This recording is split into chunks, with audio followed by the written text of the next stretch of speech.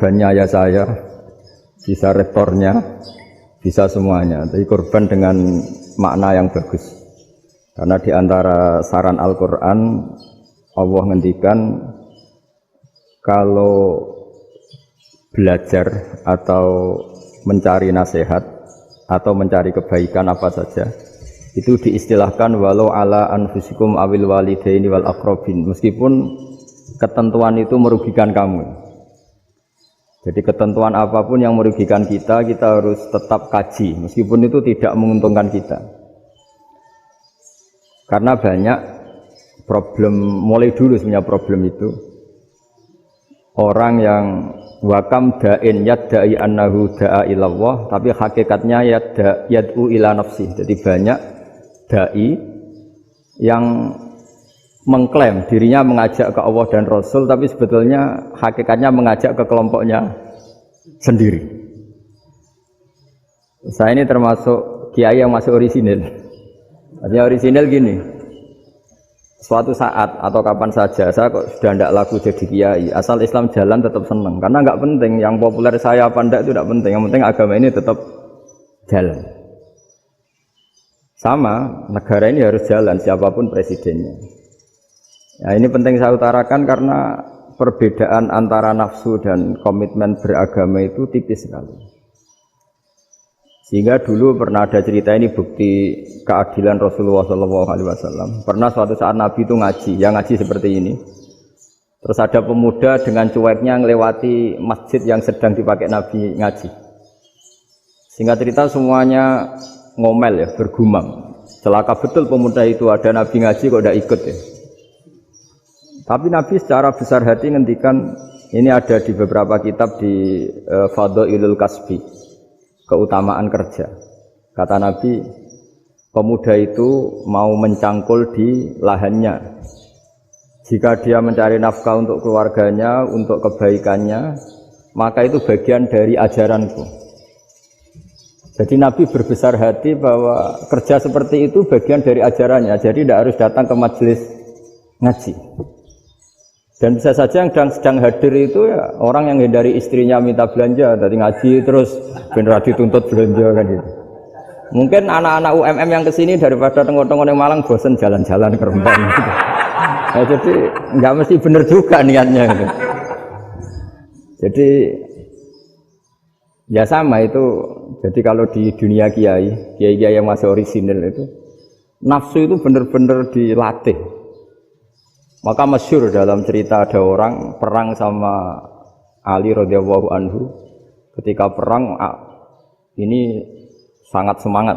Tapi ketika orang itu meludahi dan Sayyidina Ali ini tersinggung karena diludahi, Sayyidina Ali langsung angkat tangan. Sudah, perangnya enggak usah diteruskan. Karena saya marah sama kamu sekarang demi nafsu, karena kamu meludahi saya. Padahal saya tadi motifnya demi Allah dan Rasul. Jadi sangat tipis bedanya kita emosi karena diri kita dan emosi karena Allah dan Rasul. Sehingga ketika diludahin ini terus beliau mikir, jangan-jangan perang saya karena saya diludahin. Nah, yang hilang dari peradaban modern adalah Allah itu tidak begitu hadir di hati kita. Saya sering cerita di mana-mana, teks hadis itu sebenarnya berbunyi gini, ini hadis sahih. Mangka na yu'minu billahi wal yaumil akhir fal yukrim jarohu. Ada yang fal yukrim jarohu dhaifahu, ada yang fal yakul khairan aw yasmut. Siapa yang iman dengan Allah dan Rasul maka harus memuliakan tetangganya, memuliakan tamunya. Dulu itu ada seorang ulama dipanggil anak muda, dibully dari sekarang. Wahai kiai, datang ke rumah saya. Datang kiai itu. Setelah sampai ke rumah orang itu, silakan kiai kembali ke rumahnya, saya tidak butuh kiai. Kiai itu dengan riang kembali. Setelah di rumah dipanggil lagi, Pak Yai silakan datang ke rumah saya. Datang lagi. Ya senyum-senyum kiainya santai. Wah nggak jadi butuh Pak Yai, silakan kembali lagi. Sampai 3 kali. Oh itu kalau rektor digitukan marah itu. Dosen marah. Kiainya santai. Santai, senyum-senyum, rileks. Ketika ditanya, kenapa Pak Yai tidak tersinggung? Jawabannya unik. Anak muda, saya ini senang sekali nuruti perintah Allah, disuruh menghormati tetangga. Sehingga ketika Anda manggil ya saya datang. Ketika Anda nyuruh pulang ya saya pulang. Saya senang sekali nyenangkan tonggo. Dan itu perintah Allah, jadi tidak ada hubungannya dengan kamu. Wah, pemudanya nangis minta dimaafin. Kalau kita kan enggak, kita ini dosen, kiai, mungkin kita doktor, mungkin kita profesor. Tapi kita ini sering didikte oleh orang bodoh. Kalau orang bodoh itu jengkel, lo kita ya jengkel. Lo kamu jengkel, dijengkelkan orang bodoh itu namanya terdikte. Itu bodoh apa pinter? Oh, itu tidak pinter sama sekali. Kalau betul-betul kamu pinter, hanya bisa didikte oleh Allah Subhanahu wa ta'ala. Jadi antara hukum Allah apa? Wa ahsin man asa'a ilaika, berbuatlah baik sama orang yang berbuat buruk sama Anda. Itu dikteannya Allah. Kalau dikteannya orang-orang bodoh kayak dimangkel ben mangkel, terus kamu mangkel. Itu bodoh apa pinter? Nah, problem kita kekinian adalah wong pinter, wong bodoh itu podo-podo bisa didikte oleh sekelilingnya. Terus karuan wataknya perempuan seperti itu, wataknya anak-anak seperti itu, kita didikte. Anak-anak jengkelin kita mangkel, berarti kita didikte oleh orang bodoh. Makanya agama itu unik, kadang ngendikan wa ahsin man asa'a ilaika, kadang wasil man qata'aka, sambunglah orang yang memutus kamu. Karena dengan demikian kita hanya didikte oleh Allah Subhanahu wa ta'ala, bukan didikte oleh hukum sosial. Cara Jawane nak ngapiki tangga sing apik akeh tunggale. Berbuat baik sama yang berbuat baik pada kita itu mbok orang fasik ya seperti itu, maling ya seperti itu, sama. Tapi kalau berbuat baik sama orang yang berbuat jelek sama kamu itu baru luar biasa. Dan memang teksnya hadis wa ahsin man asa'a ilaika, berbuat baiklah sama orang berbuat buruk sama kamu. Jadi enggak boleh orang didikte. Makanya ngaji di sini diantaranya saya akan cerita dalam sebuah hadis sahih. Dalam hadis Hasan yang diriwayatkan Imam Tirmidzi ada kalimat dari Rasulullah sallallahu alaihi wasallam, dawuh Nabi, la takunu imma'atan taquluna in ahsanan nasu ahsanna wa in dzalamu dzalamna walakin watti'u anfusakum in ahsanan nasu an tuhsinu wa in asa'u alla tazlimu. Kamu jangan jadi orang yang mudah diombang-ambingkan oleh orang sekeliling kamu, yaitu kamu mengatakan jika orang baik ke saya akan baik, jika orang buruk ke saya juga akan membalas buruk. Itu namanya Anda didikte. Tapi berkomitmenlah kamu akan berbuat baik meskipun orang lain berbuat buruk. Nah sekarang logika sosialnya begini. Kalau di Indonesia itu ada 1000 kiai, ada 1000 profesor yang ingin membenahi Indonesia. Rata-rata orang awam itu semau gue. Terus mereka mendikte kita. Perilakunya agak simpatik, perilakunya jengkelin. Terus 1000 profesor ini ikut jengkel. Itu kira-kira jadi solusi apa goblok bareng? Sama 1000 kiai ini ikut jengkel. Ini jadi solusi apa goblok bareng? Goblok bareng. Nah problem sekarang kita ini biasa didikte orang bodoh. Nah makanya ciri khas orang muslim itu kata Nabi, mangkana yu'minu billahi wal yaumil akhir. Jadi baik tetangga karena perintahnya Allah dan Rasul. Pentingnya apa? Bedanya karena berbuat baik ini perintahnya Allah, mbok tangga apik lah kita tetap apik karena perintahnya Allah dan Rasul. Begitu juga dengan hubungan dengan istri, dengan anak. Mbok bojomu lagi cerewet lah ya tetap apik. Karena dengan cara itu kita hanya tunduk kepada Allah dan Rasul. Tapi kalau kamu istri saya kalau baik ya saya baik, kalau enggak ya enggak. Berarti Anda didikte oleh perilakunya dia. Itu latihan, ya kalau dalam bahasa pondok latihan jadi wali itu yang paling berat. Nabi itu kalau sama orang munafik itu sabarnya Masya Allah. Padahal Nabi berso kalau orang itu orang munafik. Karena dengan cara seperti itu, bahwa kebaikan Nabi pada seseorang itu atas perintahnya Allah dan Rasul, bukan atas nama servis. Kalau Nabi hanya baik kepada Abu Bakar, itu mungkin orang bilang, wis adune wong Abu Bakar baik sama Nabi. Tapi kalau Nabi baik sama orang munafik, Abdullah bin Ubay bin Salul, itu kalau enggak perintahnya Allah dan Rasul itu enggak bisa. Nah ini cobalah berlatih seperti itu sehingga kita tidak mudah didikte. Ya saya ulang lagi enggak mudah apa? Didikte. Maka di antara kebaikan Allah dan Rasul adalah bahkan orang zalim saja diberi jatah rahmat. Makanya tadi seperti mukadimah yang dibaca Pak Haris tadi, agama ini rahmatan lil alamin. Orang yang zalim saja dapat jatah apa? Rahmat, apalagi yang soleh. Nah kemudian yang perlu dicatat, kenapa kita menjadi enjoy dengan Islam? Islam itu adalah agama yang tidak didikte oleh materi. Jadi kalau Anda ingin makan enak, mungkin kalau pikiran kebanyakan orang, anak-anak muda yang milenial, yang gaul, ingin makan enak ya makan yang disukai. Misalnya sate atau bakso Malang atau apa. Kalau orang-orang yang jadi wali gak gitu cara berpikir. Ini yang masih orisinil. Ditanya, ini dunia baru kesulitan makanan, baru resesi. Cara makan enak gimana? Jawabannya lucu. Ya gampang, idamuhu alju. Idam itu lauk. Kalau kamu ingin makan lauknya paling enak apa? Alju. Kamu harus lapar banget. Sampai kalau puasa itu melihat tempe itu wah luar biasa. Tapi kalau kamu nggak puasa, air putih itu nggak menantang. Tapi kalau puasa, tempe air putih itu menarik dan Anda tetap lahap. Apa? Karena lauk terbaik adalah alju, yaitu lapar. Nah tapi kita ini enggak. Kita ini kayak orang bodoh.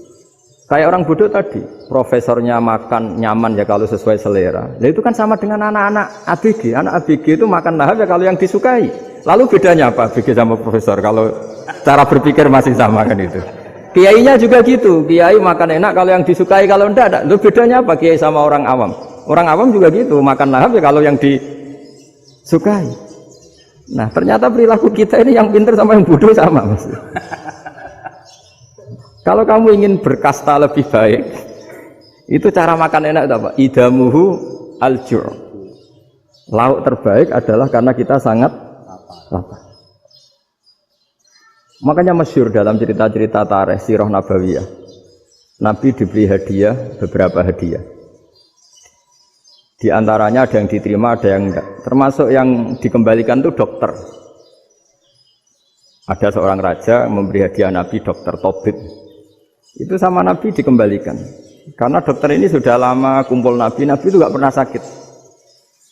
Akhirnya dokter ini putus asa, ini gak perlu diobatin.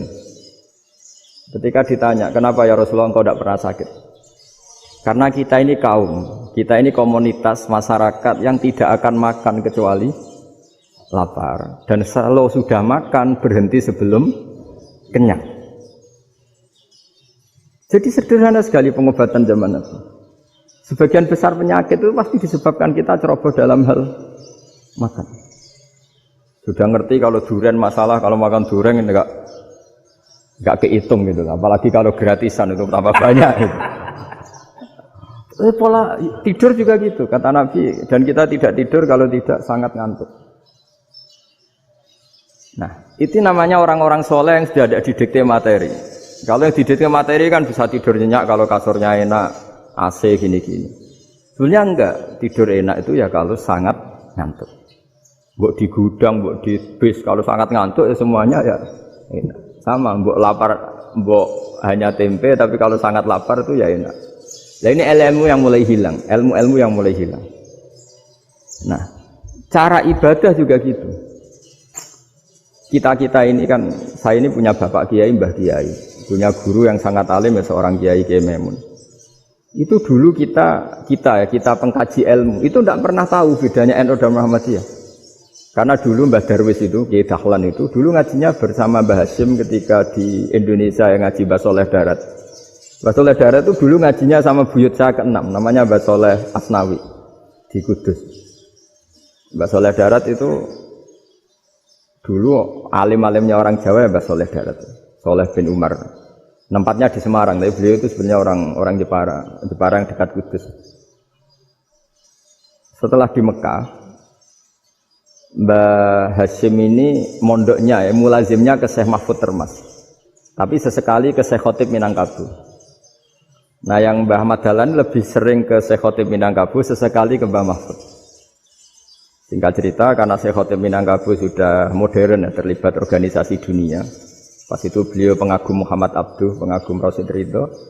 Sehingga bawaannya Mbah Dahlan itu lebih pergerakan karena beliau lebih mengidolakan Syekh Khotib. Nah Syekh Khotib sendiri sebenarnya orang Minangkabau. Jadi beliau namanya Muhammad saja sebenarnya. Jadi menantunya orang Arab.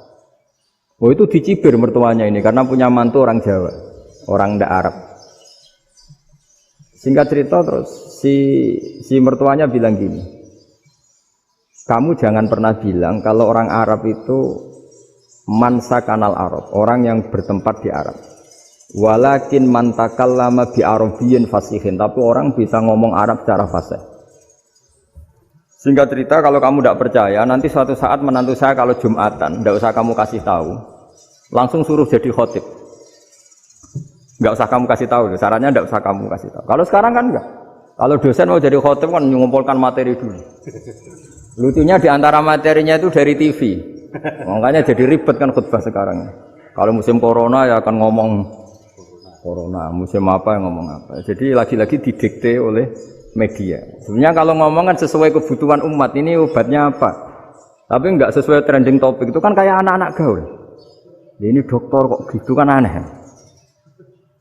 Singkat cerita si khotib ini enggak dikasih tahu, saya Muhammad tadi enggak dikasih tahu, langsung disuruh khutbah. Fatakallama bikalamin fasihin. Dia ngomong fasih sekali. Bahkan ngalah-ngalahi fasihnya orang Arab asli.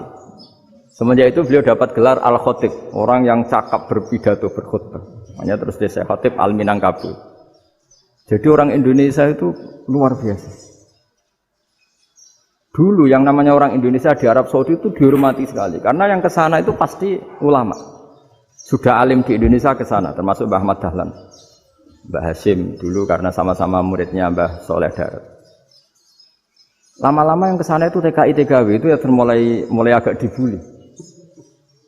Dulu Syekh Nawawi di antara ijtihad yang dihormati itu beliau mengkritik nyuwun sewu orang yang kan orang biasanya normalnya kan muji orang mati syahid.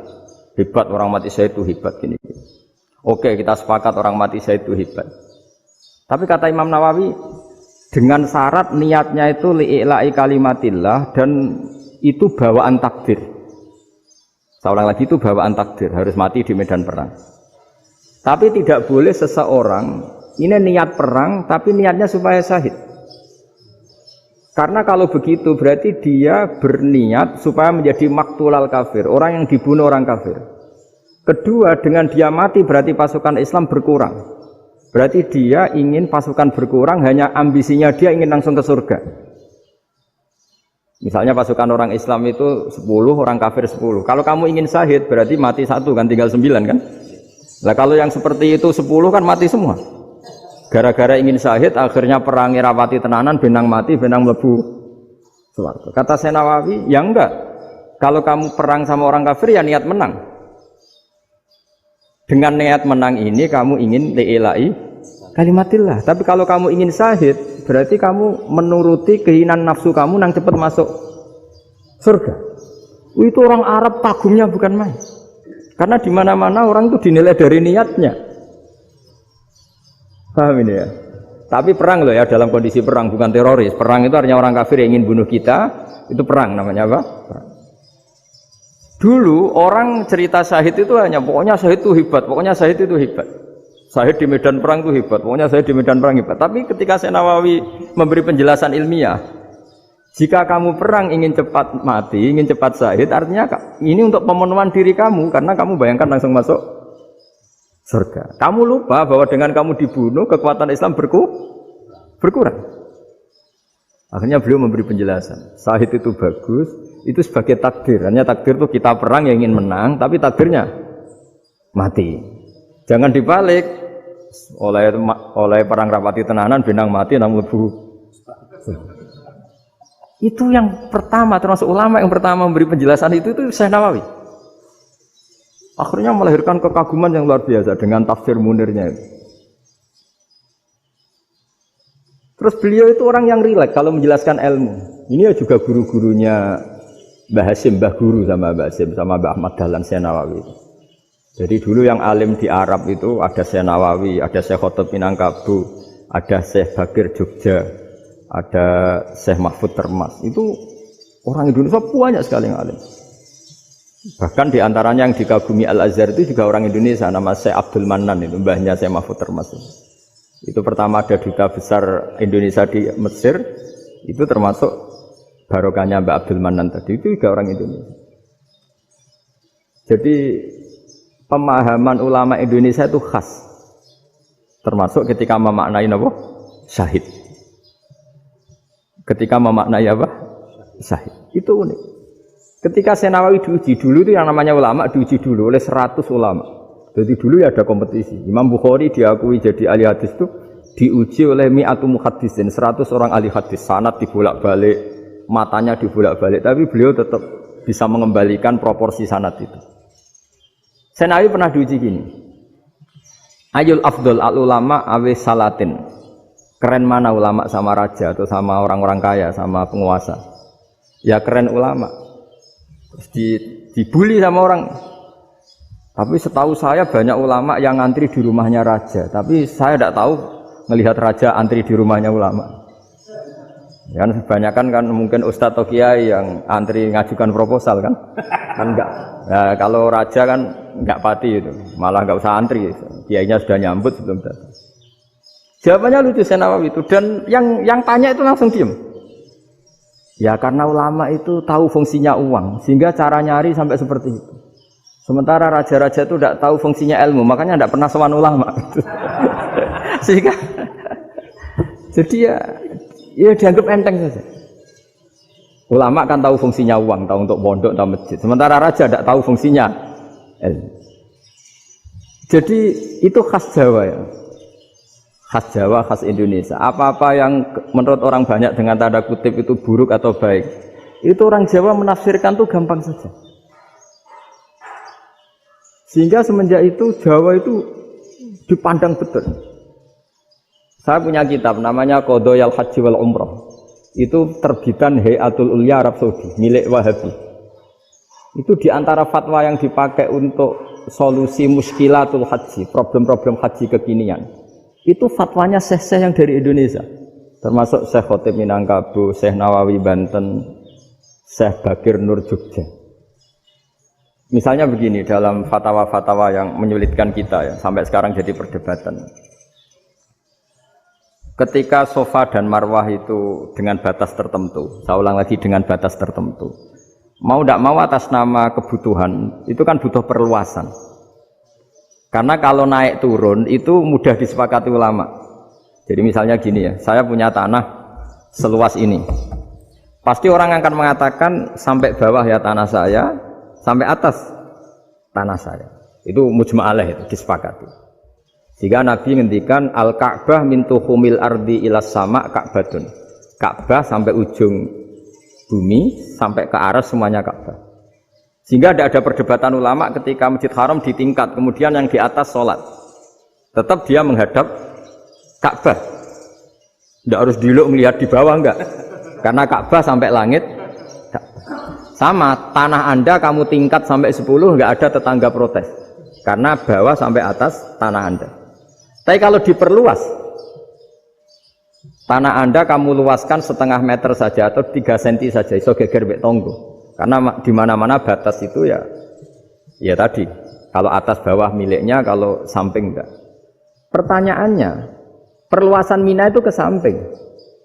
Perluasannya Matof yang Mas'a itu juga ke samping. Geger kan ulama dunia. Bagaimana hukumnya Mina Jadid? Mina yang diperbarui atau Mina yang diperluas. Itu diantara rujukan baik yang membolehkan maupun yang menentang. Itu ya syekh-syekh Indonesia. Itu orisinal tuh. Saya punya kitab orisinal terbitan Hayatul Ulya, kira-kira ya kemenaknya Arab Saudi kalau di Indonesia itu. Itu yang dirujuk dawuh Syekh Nawawi, dawuh Syekh Khotib Minangkabau. Karena apa? Ada logika khas Jawa.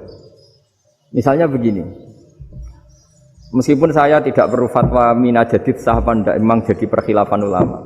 Misalnya kampung ini dinamai Mina.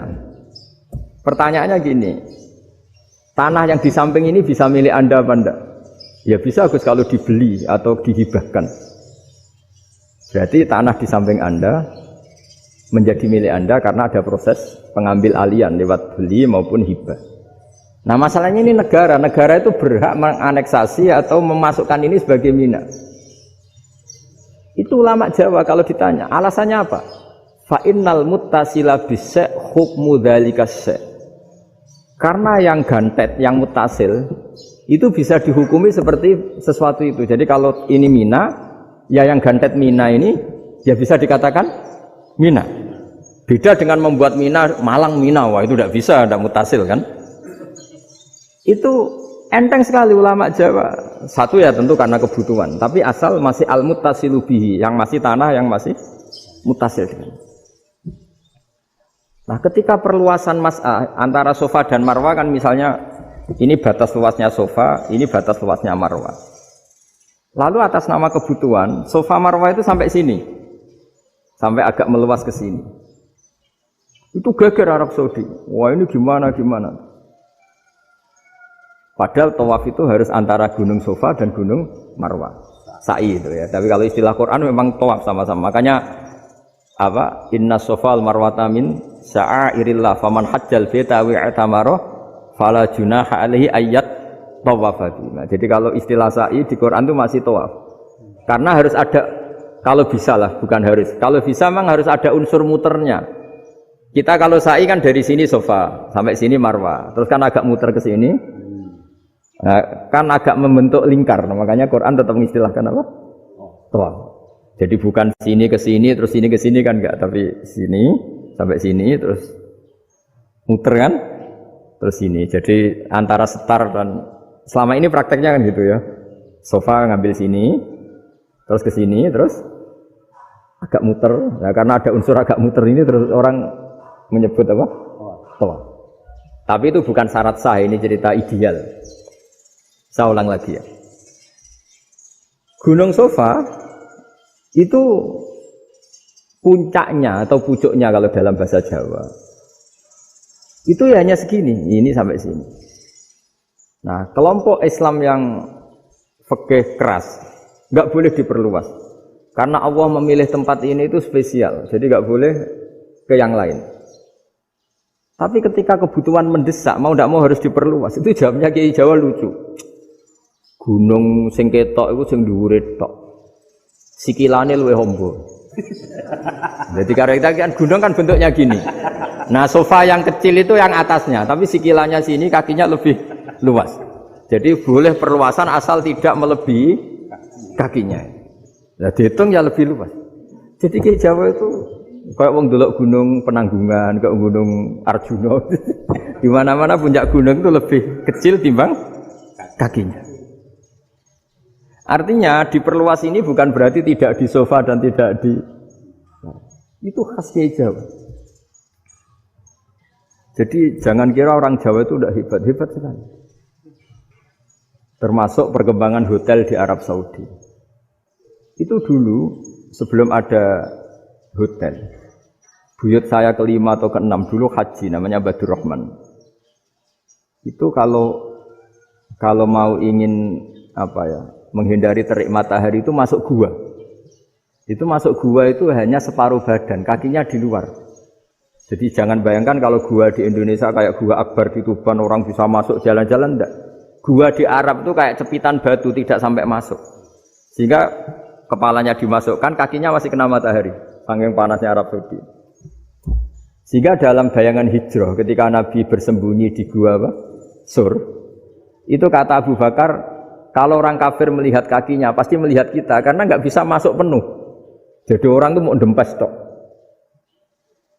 Sehingga ya kira-kira luasnya gua paling segini. Makanya guyonannya kiai-kiai itu, untung nggak kayak gua Indonesia. Kalau kayak gua Indonesia, laba-labanya capek, karena luas sekali. Jadi jangan bayangkan gua Arab tuh kayak gua Indonesia. Makanya bayangannya, andai kan orang itu melihat ke bawah, pasti melihat kita, karena orangnya nggak bisa masuk penuh. Nggak bisa masuk 100%. Ya kayak cepitan batu lah mirip. Itu kan mirip Gunung Uhud. Gunung Uhud kata Rasulullah, nanti kalau kamu perang itu di atas, menang atau kalah di atas. Musuh biar di bawah. Dengan di atas kamu bisa manah. Jangan bayangkan kayak Gunung Merapi, kayak Gunung Penanggungan. Lah kalau Gunung Penanggungan manah ke bawah yang leyang kan? Jadi gunung di Arab itu kayak bukit. Ya sampean pernah kan ke Uhud itu ya sama ini aja tinggi ini kan. Nah ini yang mulai ada mis. Makanya nerjemah itu susah di Indonesia. Karena jabal itu udah harus tinggi. Kalau tinggi nggak bisa manah dari atas ke bawah kan nggak ngefek kan. Sampean kalau ke Uhud gunungnya kan pendek sekali sehingga yang manah dari atas ke bawah ya kalau kena musuh ya celaka karena memang dekat. Ya kalau gunung Indonesia Mana dari atas ke bawah yang keleyang nggak ngefek. Nah itu susahnya nerjemah bahasa Arab ke kita. Jadi apa ya? Transkrip itu nggak gampang karena ada pengertian yang beda. Kita kalau bilang gunung itu tinggi sekali. Sampai banyak mahasiswa tersesat ya saking tingginya. Kalau orang naik Uhud nggak akan tersesat, wong ketok dari bawah itu. Nah ini pentingnya ngaji ya. Jadi akhirnya ulama-ulama Indonesia itu dipakai rujukan. Jadi mulai Mbah Hasyim, Mbah Ahmad Dahlan sampai era buyut-buyut itu masih orang alim. Lama-lama yang di Indonesia ini orang-orang yang bodoh. Sehingga orang Jawa kalau ke sana dibully, ya Jawa tak kulu khaya. Orang Jawa itu penggaweannya itu makan ular. Karena belut itu kalau di kamus itu persis ular. Dulu itu kan kamus tidak full color. Gara-gara gak full color, gambar belut sama ular itu sama. Belut itu belut sama ular kalau nggak full color gambarnya sama apa enggak? Sama. Terus orang Jawa itu kan masih banyak yang makan bajing itu apa? Ketupai. Bajing kalau digambar tidak full color sama dengan tikus. Gambar yang tidak warna hitam putih. Sehingga kita ini dibully pemakan tikus dan pemakan ular. Karena belut itu persis ular kalau digambar yang tidak full color. Sampai datang Syekhona Khalil, datang ulama. Ngarang kitab ya judulnya Al-Belut. Karena enggak terima bangsanya dinyek makan apa? Ular. Terus dikarang. Wal belut hayawanun bakhriyun terus ya isu fi kadza wa kadza. Itu beda dengan al-hayyah. Itu diterangkan. Mulai bisa nerima. Terus sistem hotel juga gitu. Sampai tanyakan dalam sejarah dulu orang Sedayu ada namanya Syekh Mukhtar. Syekh Mukhtar bukan bikin rumah besar yang siapapun orang Indonesia haji itu nempat di sana. Nah ini yang menginspirasi akhirnya ada hotel. Dulu Syekh Mukhtar hanya menyediakan untuk hujat-hujat Indonesia. Lama-lama jadi hotel. Tidak mau saya mau cerita. Kata Mbah Mun sering cerita. Kenapa wa ma arsalnaka illa rahmatal lil alamin, kata Mbah Mun, Allah itu pasti bikin ulama yang tidak produk Arab itu pasti ada. Kalau orang Arab jadi ulama wajar, bahasanya Arab, domisilinya di Arab. Tapi Allah akan selalu bikin ulama yang tidak bangsa Arab. Imam Ghazali itu Tus itu Persia. Imam Bukhari itu kira-kira kalau sekarang ikut Uzbek. Ya, Imam Bukhari itu kalau negara sekarang ikut mana? Uzbek. Kenapa demikian kata Mbah Mun? Karena Allah sudah ngendikan wa ma arsalnaka illa kafatal linnas. Manusia semua ini kena khitabnya Islam.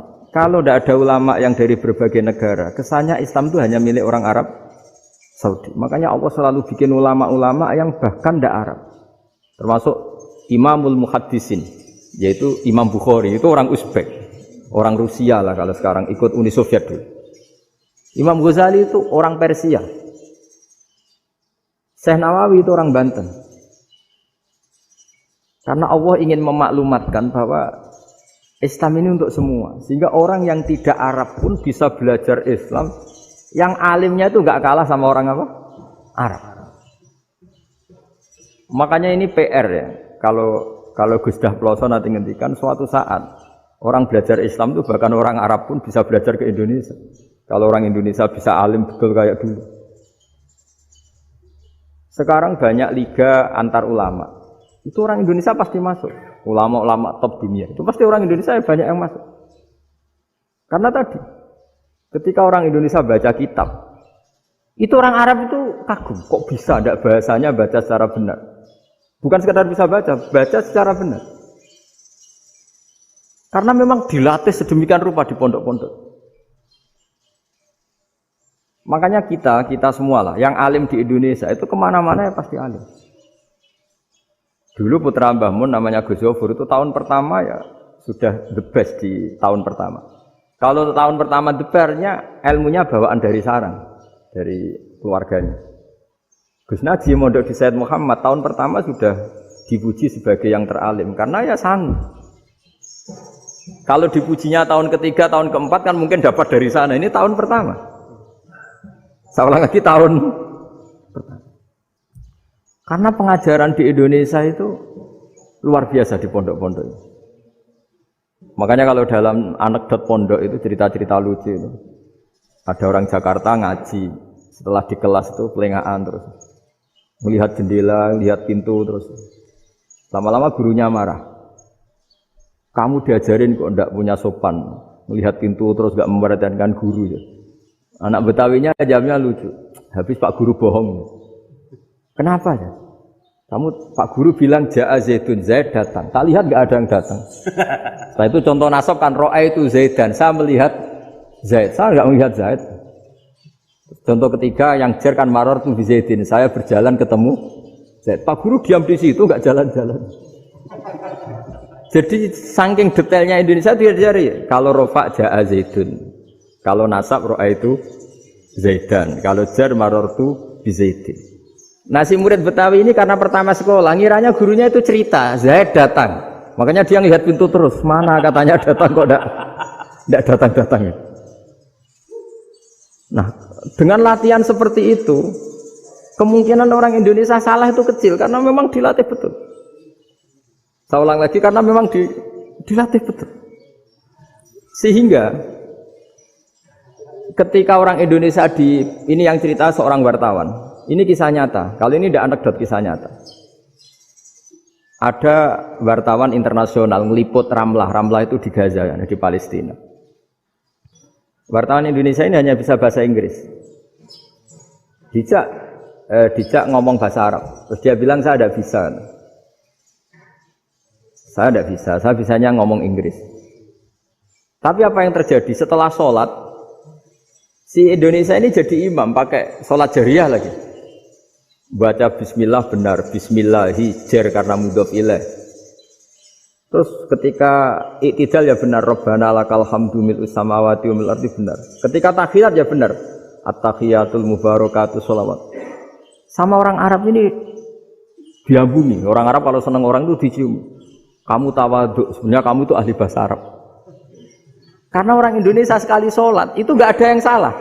Meskipun benarnya karena hafalan, tapi bagi yang ahli nahwu itu hebat.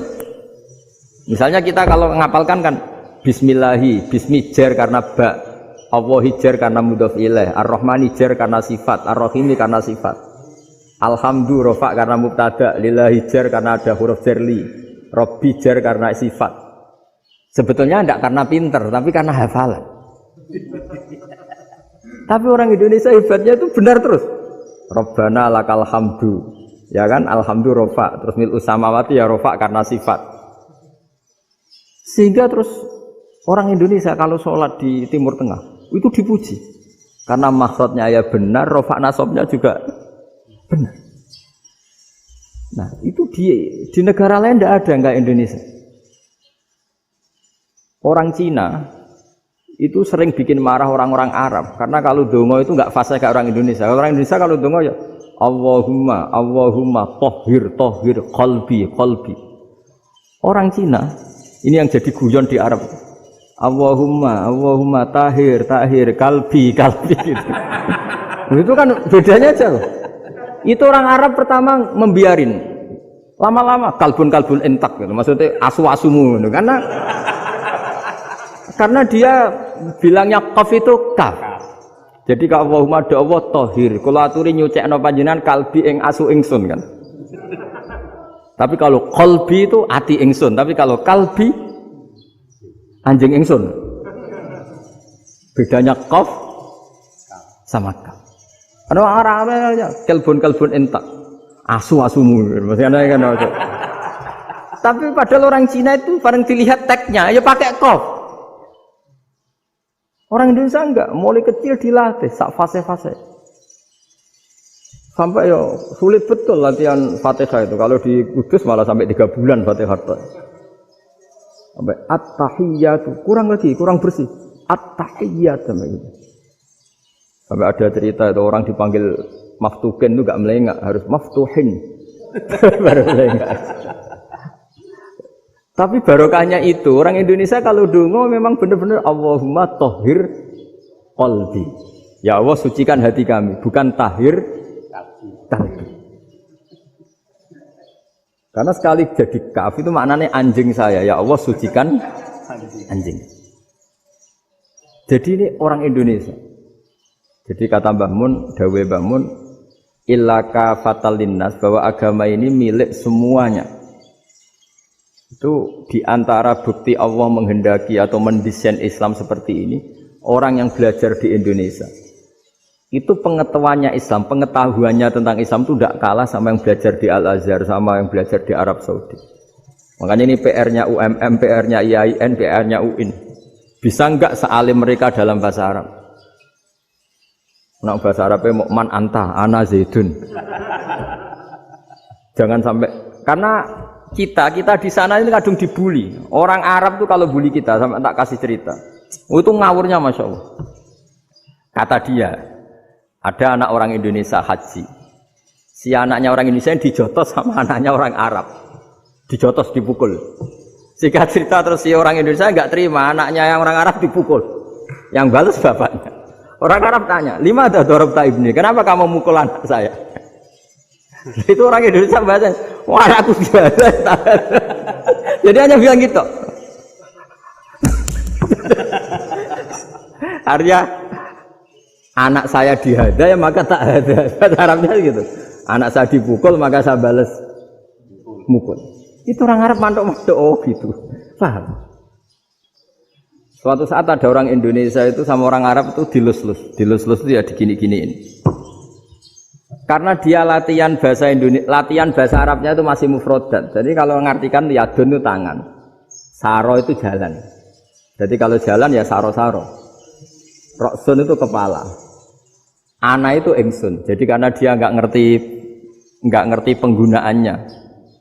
Itu bahasa Arabnya itu yadun anta. Jadi bukan yaduka tapi yadun anta. Berarti tangan kamu.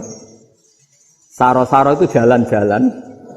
Ala roksi anak yang atasnya sirah ingsun. Jadi mestinya yang benar kan yaduka saro ala roksi atau gitu. Tapi enggak dipotong-potong. Yadun tangan kan, anta kamu. Berarti tangan kamu. Saro-saro jalan-jalan. Roksun itu sirah anak ingsun. Berarti di atas kepala saya. Orang Arab tertawa-tawa. Tapi paham. Kalau maksudnya seperti itu. Jadi kita ini dibully di Arab itu Masya Allah. Jadi akhirnya lahirlah ulama-ulama tadi yang saya sebut tadi. Bahkan pernah lama sekali ulama Indonesia itu jadi master di Arab Saudi. Yaitu Senawi Banten. Itu kalau orang sana bilang itu Sayyidu Ulama Il-Hijaz. Top-topnya ulama Mekah Madinah. Padahal beliau orang Indonesia. Dan dimakamkan di Ma'la itu dekat makamnya Sayyidah Khadijah. Karena sangat dihormati. Nah, di antara sebab dihormati adalah ketika orang memahami syahid, maknanya pokoknya maktulal kafir. Syahid itu adalah orang yang kalau perang itu mati di medan perang. Itu Imam Nawawi merinci secara detail. Kalau dia perang supaya tujuannya mati syahid cepat ke surga, berarti dia nuruti hadzun nafsi. Ingin cepat ke surga. Tapi dia lupa bahwa dia dengan terbunuh, pasukan Islam berkurang kekuatan. Maka syarat perang yang benar adalah ya ingin menang. Di mana-mana perang ya ilahi kalimatillah supaya kalimat Allah itu menang, jangan ingin kalah. Soal dia mati takdir, tapi jangan ingin mati. Wah itu terus dikagumi. Ternyata memang oh iya ya kalau pasukan Islam 10, kafir 10, kita ingin syahid berarti ya kalau orang ingin syahid kan terus mungkin perangnya tidak hati-hati, main ngawur saja terus kalah mati. Ya, kalon satu kan, terkurangi satu kan. Nah kalau semuanya 10 punya niat gitu, nah itu Senawawi. Senawawi itu orang yang begitu gampang nerangkan Quran. Bahkan ketika orang Arab kesulitan ngartikan famathaluhu kamathalil kalbi intahmil alaihi yalhas atau tatrubuna yalhas. Orang tomak itu ibarat kayak anjing. Anjing itu kamu kasih makan ya tetap melet, menjulur-julurkan lidahnya, kamu ndak ya ndak. Imam Nawawi ditanya, ma wajhu sibbi, lalu wajah tasbihnya di mana? Beliau menjawab fit tomak. Jadi anjing punya dua sifat yang berlawanan. Di bab ilmu dipuji. Enggak ada hewan yang mudah menerima ilmu kayak apa? Anjing. Sehingga Quran mengistilahkan wa ma 'allamtum minal jawarihi mukallibin. Hewan yang mudah diajari itu oleh Quran dibahasakan sudah menganjing. Karena anjing adalah hewan yang paling mudah apa? Diajarin. Itu diakui oleh Quran. Wa ma 'allamtum minal jawarihi mukallibin. Tapi dia punya sifat yang sangat buruk sekali, yaitu enggak pernah puas. Makanya ketika Bal'am bin Ba'ura, ada tokoh yang kedonyan ya. Itu kalau diistilahkan Quran walakinnahu akhlada ilal ardi wattaba'a hawa. Famathaluhu kamathalil kalbi in tahmil 'aliyal has aw tatrukhu yalhas. Jadi anjing punya dua sifat yang berlawanan. Di bab ilmu dipuji karena paling mudah diajarin. Itu saya pernah ke Malaysia, diceritain sama polisi Malaysia. Anjing itu saking cerdasnya itu bisa deteksi CD palsu sama CD bajakan, asli sama bajakan. Itu kan enggak kebayang.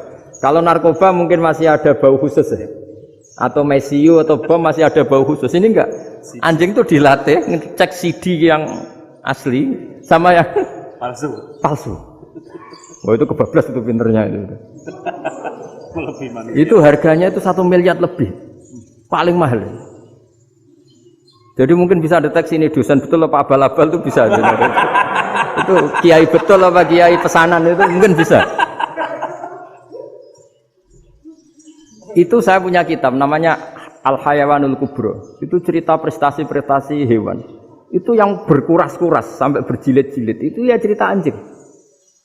Gak ada hewan sebaik anjing.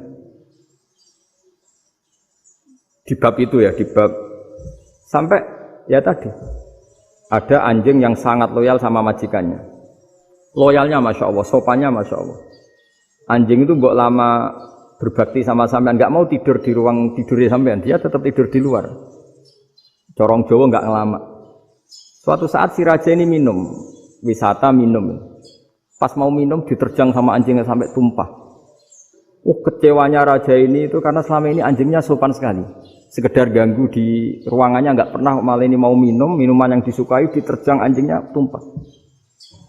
Marah kan anjingnya di mana? Ternyata apa? Minuman itu anjing ini tahu kalau minuman itu beracun, diracuni oleh musuhnya. Itu saking hebatnya anjing sampai ketika ngawal rajanya itu tidak sekedar ada penjahat atau maling. Bahkan trik-trik kayak minumannya diracun oleh orang lain itu anjingnya tahu. Sehingga pas mau diminum diterjang sampai terus supaya enggak keminum. Makanya Quran istilahkan anjing itu apa? Wa ma 'allamtum minal jawarihi mukallibin. Hewan piaraan yang kamu ajarin nanti sampai sepinter anjing. Makanya Ashabul Kahfi itu ketika ngajak anjing tadi, beliau tidur, anjing itu tidurnya bil wasit, wakal buhum basitun dzira'aihi bil wasit. Jadi dia tidur dalam posisi siaga. Loh coba anjing itu nggak pernah sekolah. Karena dia posisi menjaga, tidurnya itu kayak siaga gini. Bukan ngorok madhep ke atas terlentang, itu enggak. Andai kan dia tidur terlentang itu kan yang mau mengganggu kan, wah sunai turu, itu enggak. Dia tidur posisi siaga, makanya disebut lawit tolak ta'alaihim lawalaita minhum firaron. Kalau kamu melihat anjing itu pasti lari karena dia posisi siap merekam. Jadi tidur tapi posisi siap merekam. Jadi matanya tetap terbelalak kayak siaga. Padahal itu enggak diperintah, ya dia memang punya nalar untuk itu. Ini disebut wa ma 'allamtum minal jawarihi mukallibin. Dan dalam teori modern juga gitu. Tapi dalam hukum Islam yang dianut mazhab Syafi'i itu anjing tetap najis. Ya sudah najis ya najis, tapi ada mazhab lain yang mengatakan tidak najis. Tapi tidak usah ngrumat anjing, geger nanti kalau rektor kampus punya anjing. Tapi ilmu itu bagus untuk kelangenan kadang. Andai kan tidak ada mazhab Malik, maka kita kesulitan menceritakan Ashabul Kahfi yang hewan piaraannya itu anjing. Tapi misalnya anjing disucikan, kita juga nanti susah menjelaskan hadis Nabi malaikat itu tidak masuk rumah yang di situ ada apa? Anjing. Maka ilmu itu, makanya kata Imam Sa'roni, sebagian ilmu itu memang kelangenan, tapi nggak boleh jadi praktek. Tapi harus ada. Misalnya begini, contoh paling gampang. Api dalam mazhab Syafi'i kan alat pensuci hanya dua, air dan tanah. Ya saya ulang lagi, air dan tanah, yaitu tanah untuk mensucikan najis anjing. Imam Abu Hanifah menambahkan api. Mazhab Syafi'i itu agak kesulitan ketika ada batu bata dibikin dari tanah-tanah yang bercampur kotoran. Mazhab Syafi'i akan kesulitan karena di situ ada najis yang jadi materinya bata. Hukumnya gimana kalau nanti dipakai masjid? Tapi barokahnya ada beberapa mazhab. Abu Hanifah mengatakan dan api. Jadi apa tadi air, tanah, api. Alasannya masuk akal. Ketika usatul mukminin, orang-orang mukmin yang ahli maksiat itu sebelum masuk surga, kalau dia dosanya banyak itu dibakar dulu. Supaya suci.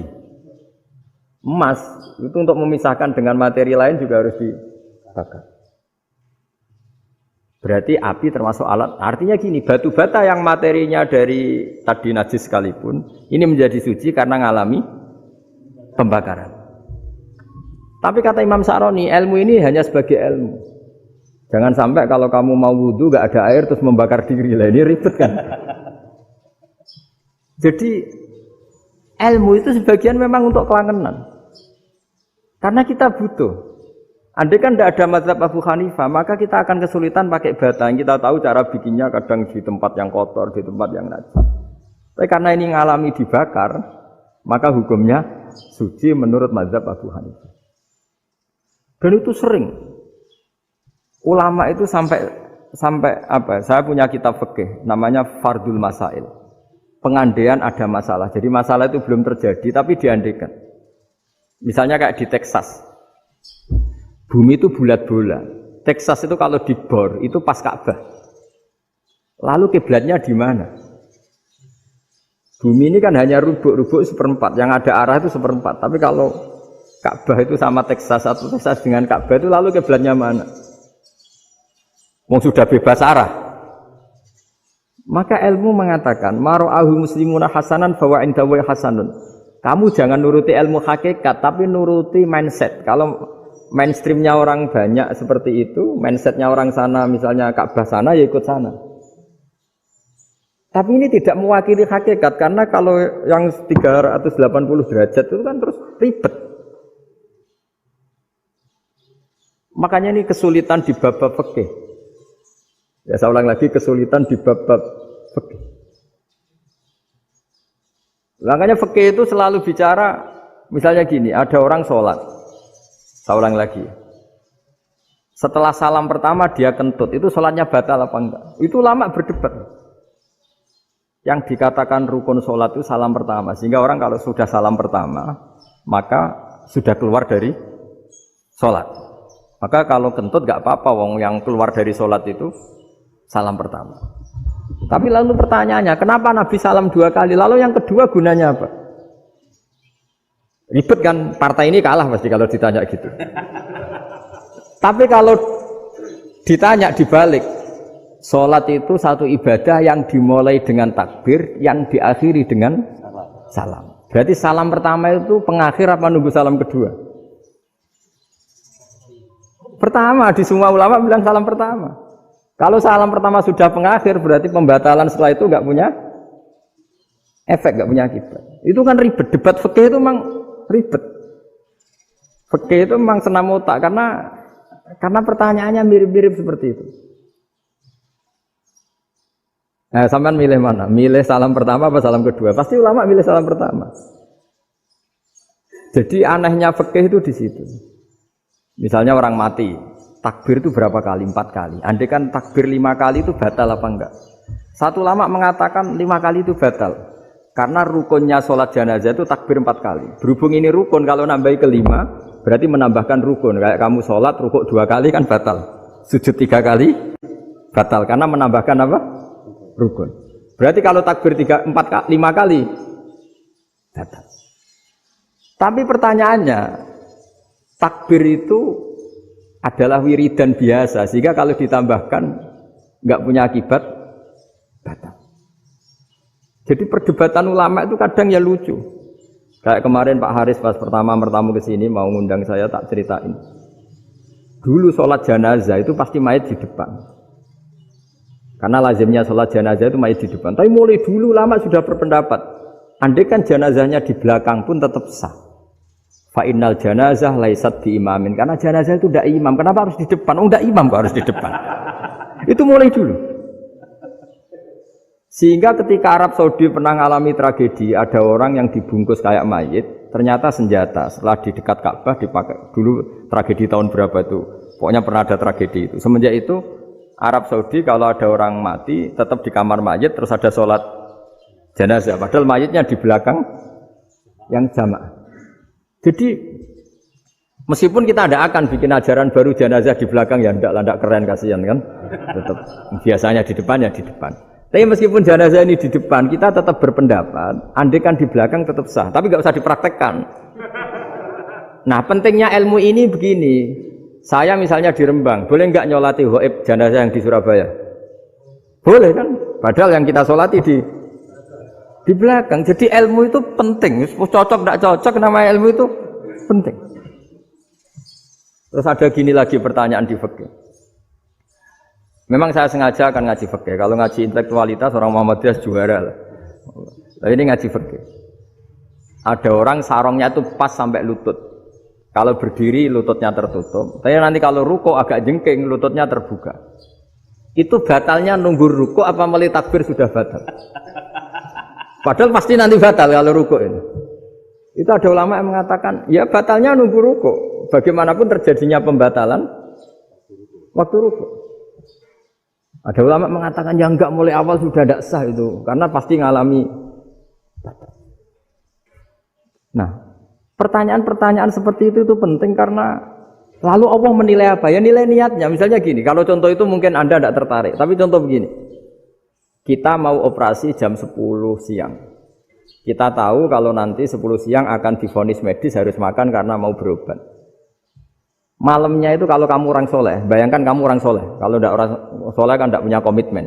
Kamu milih niat puasa, apa enggak jam 10 mesti mokak menisan raposo. Kamu orang soleh.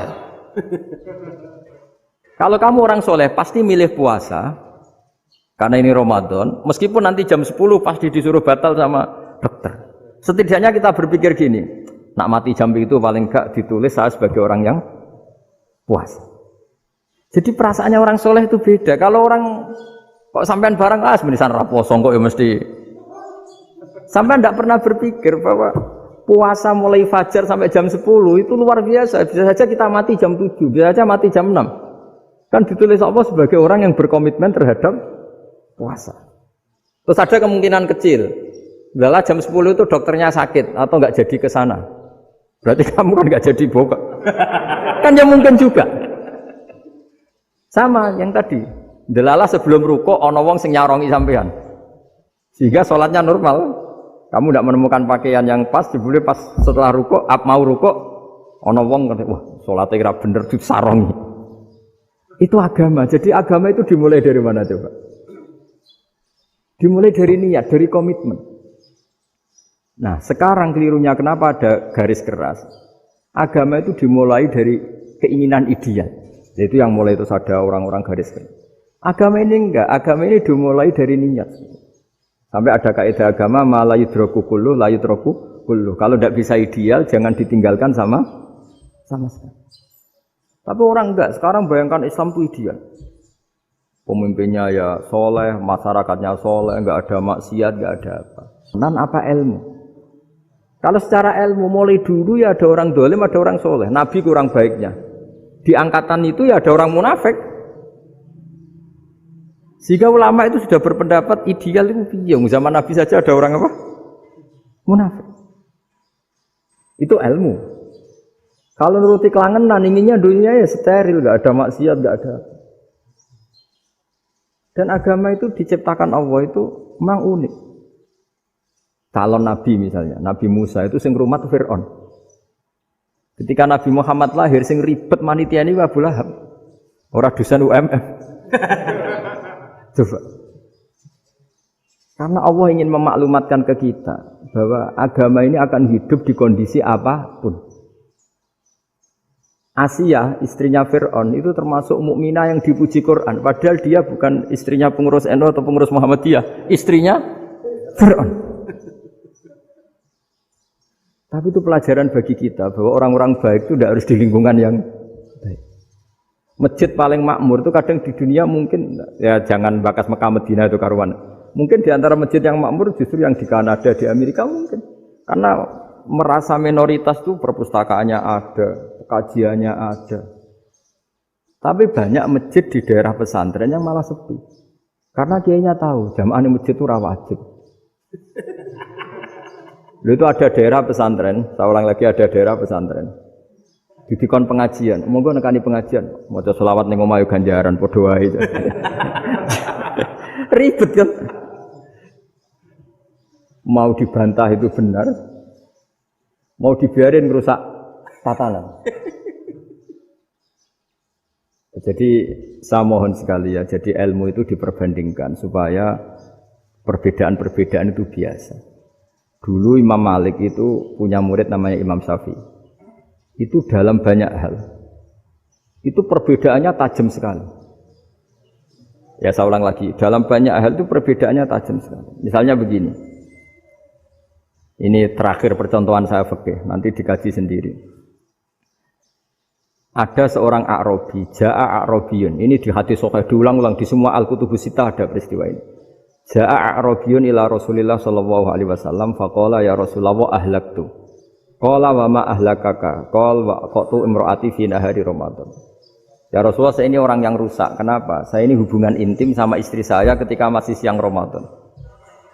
Singkat cerita orang ini dihukum berat sama Nabi. Hukumannya adalah karena dia membatalkan puasa ketika dengan hubungan intim. Sama Nabi dihukum, kamu harus merdekakan budak.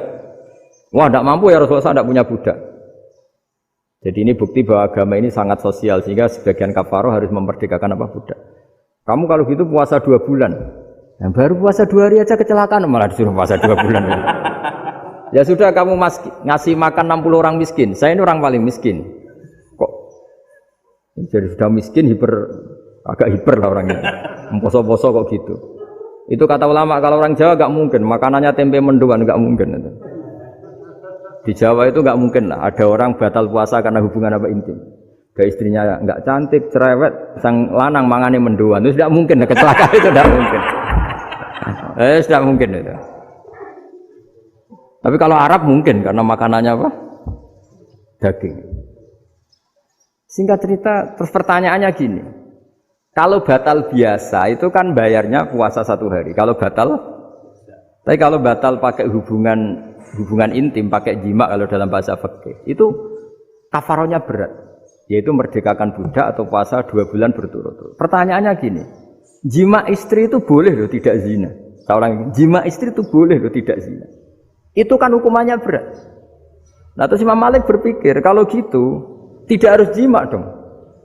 Poso-poso, ora ana uzur, ora ana apa terus nyate. Esuk mangan bakso. Tanpa ada alasan syar'i. Hukumnya harus sama dong. Karena jima hukumnya boleh, berarti semua iftar, semua pembatalan puasa yang tidak ada uzur syara' maka hukumnya sama, yaitu sanksinya sama. Masuk akal enggak? Masuk akal dalam mazhab Imam Malik. Dalam mazhab Syafi'i enggak. Mulai dulu jima itu beda. Kayak mertamu nih gone wong. Mangan itu oleh, tapi nak gue bojomu buat jima, gue harus nemen ngawur ya lagi. Tetap beda dari Imam Syafi'i itu, pokoknya beda jima sama makan itu beda. Lah ya terus setelah itu terus ada pertanyaan, bagaimana kalau makan dulu baru jima? Ribet kan? Makanya itu sampai dibabkan Kitabul Khilafil Fiqhi, bab merekayasa fikih. Makanya itu perdebatannya orang Hanafi sama Imam Syafi'i juga sama. Ada orang jam segini lapar sekali. Kalau langsung makan kan kena sanksi. Ya pergi aja dulu. Pura-pura ngaji ke Gus Bah gitu. Nanti kan jadi musafir kan? Wah, itu sudah boleh itu kan. Musafir. Padahal enggak. Memang dia pergi itu karena supaya bisa makan. Mau enggak kepikiran ngaji kok tahu-tahu ingin ngaji. Mumpung Ramadan nah. Nah makanya dibabkan. Apakah boleh merekayasa fikih? Tapi fikih bisa apa coba? Dengan status kamu musafir, ya memang boleh iftar, boleh berbuka. Nah itu terus perdebatan ulama menyangkut fikih. Karena memang masalah furu'iyah. Sehingga termasuk perdebatan kita dalam perilaku. Misalnya ada orang NU kalau habis salam itu menghadap ke kiblat, karena arah terbaik itu kiblat. Tapi sebagian orang Muhammadiyah atau mungkin semuanya menghadap ke makmum. Itu memang teks hadisnya itu kita yang meneliti hadis itu semua syarah itu berdebat. Nabi memuji kiblat itu arah terbaik, oke. Tapi di bab itu Nabi itu aqbala alaina, menghadap ke kita. Lalu pertanyaannya, kenapa menghadap ke kita? Ada mengatakan karena Nabi memang punya tradisi kadang ngendikan. Ya tentu dulu istilahnya tidak kultum, nggak ada istilah itu dulu. 7 menit itu nggak ada. Tapi ada ulama yang analisis begini, termasuk kitab Fathul Bari. Nabi itu tokoh sentral, taruh lagi Nabi itu tokoh sentral. Ini kata kitab Fathul Bari, bukan kata saya. Nah, orang-orang yang imamu kaumi, orang-orang yang jadi imam di daerah masing-masing, tetap kalau sholat itu ikut Nabi.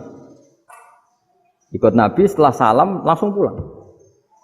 Jadi sebetulnya salam langsung pulang itu ya ada sejarahnya, karena dia mau jadi imam di daerahnya. Nah, tidak kebayang kalau Nabi itu madhep kiblat. Kalau Nabi madhep kiblat, orang yang masbuk yang barusan datang pasti langsung usolli misalnya fardhu isya'i misalnya. Terus makmum Nabi, padahal Nabi sholatnya sudah selesai. Jadi intinya gini kata Fathul Bari, imam setelah salam itu harus bikin gerakan atau omongan atau apa saja yang menunjukkan kalau sholatnya selesai. Di antara gerakan itu adalah beliau harus menghadap ke hadirin atau menghadap ke utara atau apa saja yang penting menunjukkan kalau sholat ini sudah selesai. Itu fikih. Jadi fikih itu cara menganalisis itu memang unik. Karena kalau Nabi tetap seperti itu, posisi pancet seperti itu, maka orang yang baru datang mengira Nabi masih sholat. Nah, pertanyaannya kalau mereka sudah takbir, malah sholatnya tidak sah. Kenapa tidak sah? Menggantungkan sholat atau mengikatkan sholatnya dengan orang yang sudah tidak sholat. Jadi menjadikan orang yang nggak sholat sebagai imamnya kan nggak boleh.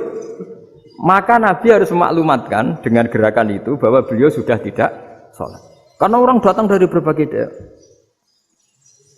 Jadi nganalisis fikih, fiqhul hadis namanya. Itu ulama itu mau tidak mau debat. Karena pertanyaannya itu kenapa? Ya memang mau apa? Karena yang namanya sosial itu yahtamilu muhtamilatin, ada sekian kemungkinan. Makanya dalam madhab istimbat itu, ketika Nabi sodakoh pakai tamer, pakai kurma, itu ulama mesti ngitungnya tuh kut. Kut itu makanan pokok. Sehingga Imam Syafi'i mengatakan kalau di Indonesia pakai beras misalnya, karena kutil balad Indonesia itu beras. Oke, Imam Syafi'i mainstream. Tapi ketika era Yusuf Qaradawi di Al-Azhar di Mesir sana, ulama-ulama mulai usil. Sama sih ingat Mbah Mun sering gejlokan, lah iya, petani gabah, petani padi wis melarat wajib zakat. Petani cengkeh, kakao, suga-suga wajib zakat hanya karena yang ditanam tidak kut, tidak makanan pokok. Jadi mulai ada ulama mulai gerah lah, kalau bahasa politiknya mulai gerah. Yang petani miskin gara-gara yang ditanam padi wajib zakat. Yang orang-orang di sana misalnya di Sulawesi karena tanamannya kakao atau cengkeh tidak wajib zakat karena bentuknya tidak kut, tidak makanan pokok. Geger kan di Al-Azhar geger. Akhirnya hampir semua ulama berpendapat, ya sudah sekarang ketika Nabi menzakati kut, makanan pokok, itu jangan dihitung sebagai makanan pokok. Wa mimma akhrajna lakum minal ard. Apa saja, ma itu apa saja. Makanya kata Yusuf Qaradawi, ma itu apa saja. Makanya semua tanaman yang menghasilkan uang itu wajib zakat. Nah, masalahnya kitab-kitab Syafi'iyah itu sudah mamlu'ah, sudah penuh dengan penjelasan misalnya fala zakata fil khadrawat, maka enggak perlu zakat untuk kayak kangkung, semangka dan sebagainya. Nah, lalu kiai-kiai angkatan modern kayak Mbah Mun itu sering dapat masukan. Saya pernah dengar sendiri, Yai, saya ini punya sawah 1 hektar, tak tanamin padi, itu enggak pernah kaya saya. Sekarang tak tanamin kangkung malah saya kaya, karena tiap 3 hari panen tak kirim ke Jakarta. Itu orang Indramayu yang tanya. Jadi gak tanam padi gak pernah kaya, tanam kangkung kaya. Nah, karena dia orang soleh, kalau zakat boten. Mau diwajibkan zakat tidak makanan pokok, mau tidak wajib dia kaya. Semenjak itu perubahan di Indonesia ikut. Akhirnya ada zakat, pokoknya asal tanaman yang 1 nisab ya wajib zakat. Masih ada debat lagi. Ketika nanam ingin dipanen, itu dia petani apa pedagang? Karena nanti perdebatannya ikutnya zakat zuruk, zakat tanaman apa zakat pedagang. Kalau sampean nggak pernah debat berarti sebenarnya Anda tidak dosen Islam ini. Berusaha tidak pernah diskusi fikih apa Islam. Karena saya berkali-kali punya tamu itu begini, Gus saya ini pedagang melon, tapi dia penanam melon. Jadi pedagang yang agak ingin badi banyak itu caranya gini Pak Rektor. Saya misalnya pedagang melon, daripada saya kulak di pasar atau dari petani sudah mahal, nyewa tanah sekian hektar terus ditanami melon. Setelah berhasil ini dia zakatnya tanaman apa zakat pedagang? Karena dia nanam itu mentalnya sudah pedagang. Padahal nanti zakatnya beda kan? Yang satu 2% setengah, yang satu rubul usur sama nisul usur sama usur, 1/10 sama 1/20. Kalau zakatnya zuruk kan 1/10 atau 1/20. Yang satu rubul usur, kira-kira 2,5. Saya ulang lagi ya. Jadi di era modern itu kita jadi bingung, pedagang tapi gayanya petani, petani tapi hakikatnya. Jadi gampangannya gini ya, kalau saya pedagang beras, kok saya kaya raya, itu mendingan nyewa sekian hektar untuk ditanamin beras, padi ya, daripada tengkulak, daripada beli. Akhirnya perdebatannya, ini zakatnya pakai apa? Misalnya tebu, misalnya, petani tebu. Oh jelas kalau jual nanam tebu itu ingin dijual. Masa apa tiga es tebu berhektar-hektar? Lah kira-kira kalau menurut jenengan ini zakatnya zakat apa? Tijarah apa zakat tanaman? Mentalnya tijarah, mentalnya pedagang. Nah ini saya hanya mau cerita. Khilaf kadang-kadang orang angen-angen. Khilaf itu enggak mungkin enggak. Ya sama seperti NU dan Muhammadiyah selalu khilaf awal Ramadan. Itu memang enggak bisa enggak khilaf. Misalnya begini. Saya beri contoh ya. Karena kadang yang khilaf juga enggak pernah belajar. Lucu kan? Tak beri contoh ya. 2001 itu abad keberapa tuh? Tahun 2001. Abad 21 abad 20? Abad 21. Jadi meskipun terpaut 1 tahun, padahal abad itu 100 tahun. Nah, pikirannya orang-orang Muhammadiyah seperti itu. Hilal kalau sudah melewati garis ufuk, meskipun setengah derajat atau 1 derajat itu sudah ikut bulan berikutnya. Sehingga ya sudah, meskipun sekian derajat sudah dianggap Ramadan. Nah pikirannya orang NU enggak. Harus ru'yah bil fi'li. Itu sebetulnya lagi-lagi sebenarnya enggak masalah NU dan Muhammadiyah, itu di kitab-kitab ya seperti itu. Kita ini enggak biasa goblok ya. Artinya kita yang keluarga kiai tahunya kunut mazhab Hanafi, enggak kunut mazhab Syafi'i. Tapi tahu-tahu ini mazhab NU, ini mazhab itu aneh itu menurut kita ini anggap aneh. Mana ada Muhammadiyah jadi mustahid, mana ada NU jadi mustahid. Jadi sebetulnya orang tahu semua lah kalau Abu Hanifah itu tidak kunut, Imam Syafi'i itu kunut. Imam Syafi'i pernah main di masjidnya Abu Hanifah ya tidak kunut, ditanya kenapa tidak kunut? Jenengan itu presiden kunut, tidak sanggup mati Abu Hanifah. Dulu ya biasa aja.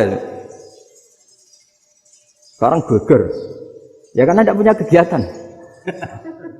Sebenarnya itu nggak masalah, mulai dulu biasa. Saya teruskan ya. Nah, menurut mayoritas ulama nunggu ru'yah bil fi'li. Ru'yah bil fi'li itu gini.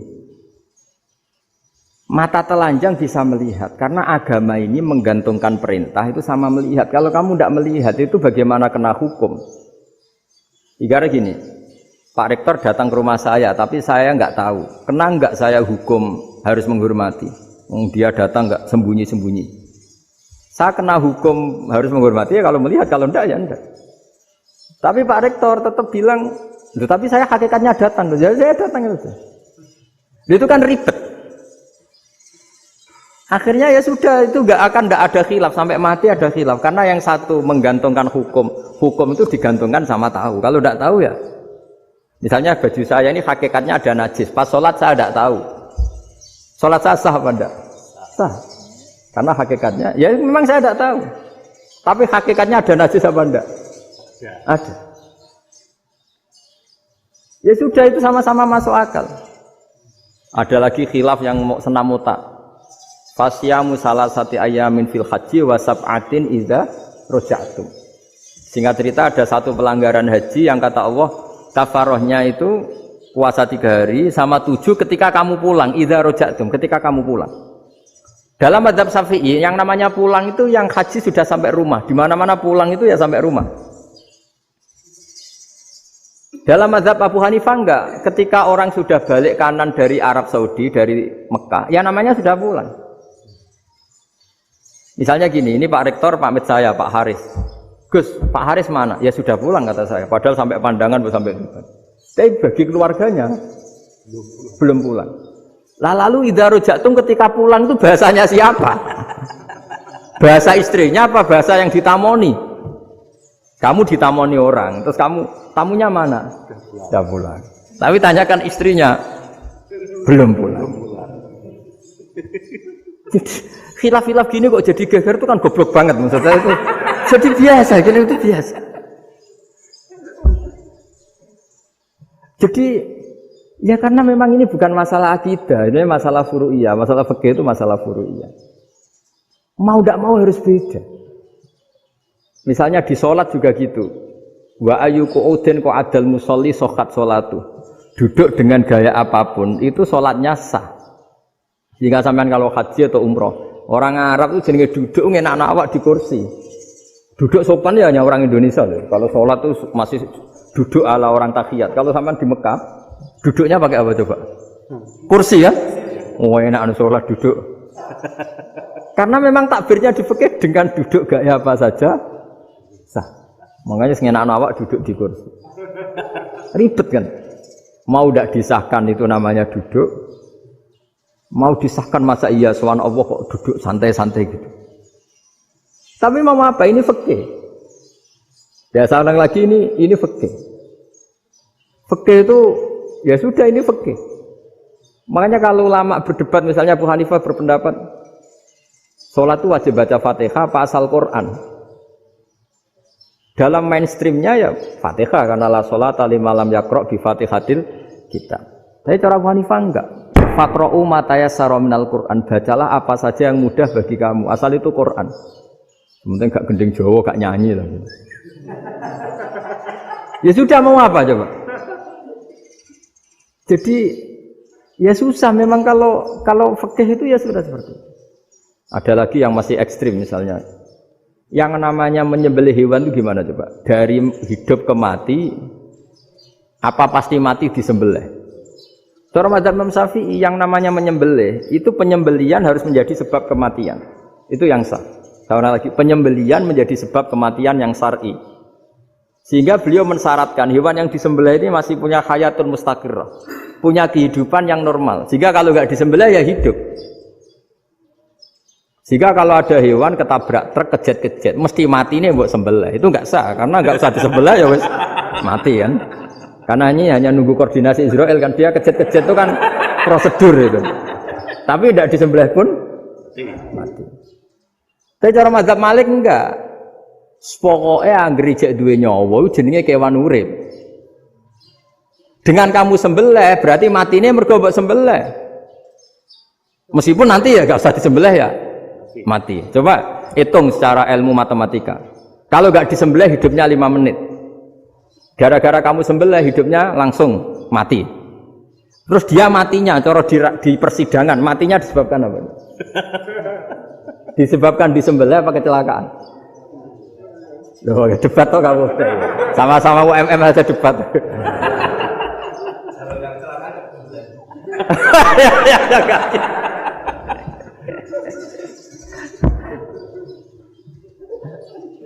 Loh, saya pernah mas ngalami nyata itu. Saya jalan-jalan sama anak saya pakai motor. Sampai di jalan raya gitu ada ayam jago ketabrak mobil, kejet-kejet. Orangnya tanya, Gus ini halal tau ora? Wis kanggo kon halal lah. Suatu saat dia nggak terima kan, tanya, kenapa Gus? Ya nak kiai ra pantes, masuk kewan mesti mati nek tak sembelih. Nak kiai pantes kan. Karena aku tahu kamu tuh gak kiai, mesti motifnya itu mergo jago, jajal cilik gak mau takokno. Ada kan ayam itu bayi kan gak ditanyakan. Kejet-kejet mati rak lah wong cilik wae. Tapi masalahnya ini kan jago. Eman. Ya. Tapi secara fikih pertanyaannya tadi, hewan yang sudah tidak punya hayatun mustaqirrah, dia hanya punya al-hayat al-ittiroriyah, dia punya harokah ittiroriyah, dia mati kejet-kejet, memang prosedur mati harus seperti itu. Mbok kecelakaan kayak apa, kalau mati kan kejet-kejet dulu. Nah ketika kejet-kejet ini pertanyaannya ini kan hidup apa mati namanya? Enggak, namanya hidup apa mati? Pas kejet-kejet itu. Hidup. Cara Imam Malik itu hidup. Ya sudah, kalau hidup disembelih ya halal. Karena misalnya nanti kalau nggak disembelih matinya kan 2 menit lagi. Gara-gara disembelih mati sekarang. Tetap penyebab kematian itu nyembelih. Penyembelian ini sebab kematian. Tapi kalau Imam Syafi'i enggak, cara berpikir wes nemen, paling roh besok kaget langsung mati. Kalau gitu berarti kamu nyembelih barang mati. Jadi fikih itu kadang unik. Makanya ketika ngitung fikih itu unik ya. Orang keluar mani wajib apa? Mandi kan. Terus Imam Syafi'i ditanya, kenapa kalau orang kelahiran juga harus mandi? Namanya nifas. Fa innal walada waliyun munaqidun. Nah, anak ya mani yang menggumpal. Bedanya apa anak dengan mani itu? Jadi fikih itu kadang lucu, di rumah-rumah tenan juga lucu. Keluar mani wajib mandi. Berarti kalau keluar anak ya wajib mandi karena hakikatnya anak adalah mani yang mengkristal. Susi ono sudah didusan macam-macam itu kan hakikatnya mani. Itu fikih. Nah, terus ditanya, kenapa kalau lahir langsung mati tidak wajib disolati? Ya jawabannya Mas Syafi'i lucu. Di mana-mana sholat itu nyolati mayit. Yang namanya mayit itu pernah hidup terus mati. Kalau itu ndak mayit ya sudah. Jadi kadang, nah iya kan disebut sholat mayit. Yang namanya mayit itu apa? Pernah hidup. Pernah hidup. Nah ini kan ndak pernah hidup. Maka ya sudah seperti itu. Jadi nggak khilaf itu ndak mungkin. Nah kalau qit'atul lahmin, kalau hanya potongan daging, mungkin wah itu tidak manusia karena kita lahmin. Sekarang pertanyaannya, kalau sudah berbentuk manusia, meskipun tidak pernah hidup, nah ini mulai perdebatan karena melihat tidak pernah hidup itu nggak memenuhi syarat, tapi melihat ini sudah suratu adamiyin, bentuknya sudah. Nah kira-kira gitu perdebatan fikih. Makanya dulu awal mula zaman sahabat itu sudah debat. Masyhur kan Nabi ada kontingen ke Bani Quraidah. Ya kalau kira-kira saya minta Pak Rektor kamu jangan kalau ke Malang jangan sholat asar kecuali sampai Tuban. Sebelum Tuban ternyata matahari mau tenggelam. Terus Pak Rektor milih, wah sudah sholat di Bulu. Padahal belum Tuban. Padahal saya bilang jangan sholat asar kecuali di Tuban. Yang Pak Haris enggak, tetap sholat di Tuban meskipun matahari sudah tenggelam. Karena Nabi menyebut Tuban. Singkat cerita, zaman itu kan Bani Quraidah.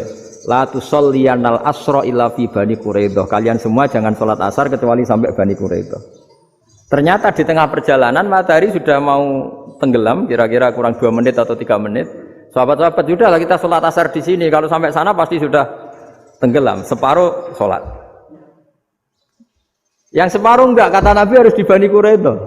Ya sudah nunggu di Bani Quraidah meskipun matahari sudah tenggelam. Sehingga kita dua kelompok ini matur, ya Rasulullah kita ngalami ini perdebatan gini-gini. Di semua riwayat di hadis-hadis sahih disebut falam yu'annif wahidan minhuma. Nabi tidak menyalahkan salah satunya atau enggak menyalahkan dua-duanya. Itu bahasa Indonesia juga ribet, yang benar gimana itu? Enggak menyalahkan salah satunya, apa enggak menyalahkan dua-duanya? Gimana bahasa benernya? Salah satunya. Salah satunya itu dua-duanya? Ya. Enggak, kalau bahasa Indonesia tidak menyalahkan Kedua-duanya. Kedua-duanya apa salah satunya yang benar? Kedua-duanya. Kedua-duanya. Bahasa Indonesia itu ya kadang ruwet ya.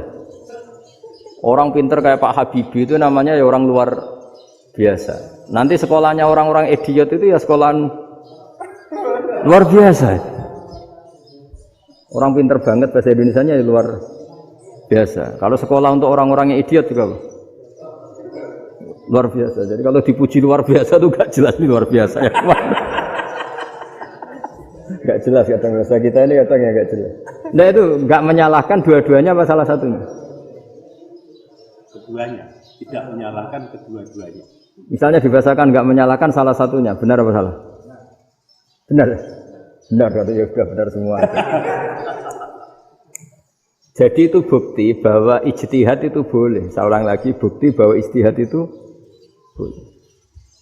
Padahal ini jelas, yang satu harus sholat asar, padahal matahari sudah tenggelam. Makanya di antara fikih unik itu begini.